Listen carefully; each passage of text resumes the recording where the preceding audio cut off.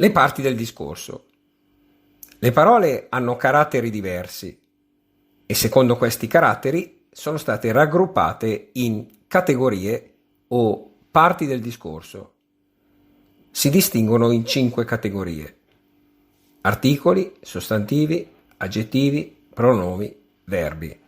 Le parole appartenenti a queste categorie presentano varie forme e perciò queste parti del discorso si chiamano variabili, nel numero singolare e plurale e nel genere maschile e femminile.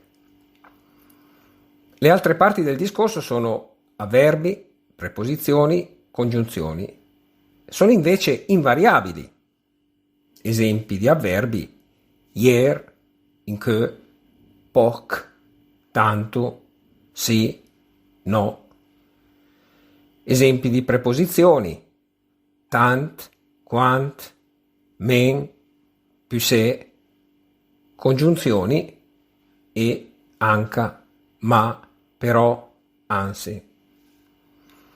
Le interiezioni formano un gruppo a sé, anch'esse invariabili, e possono essere semplici: a, i, o, wei, wei, ei.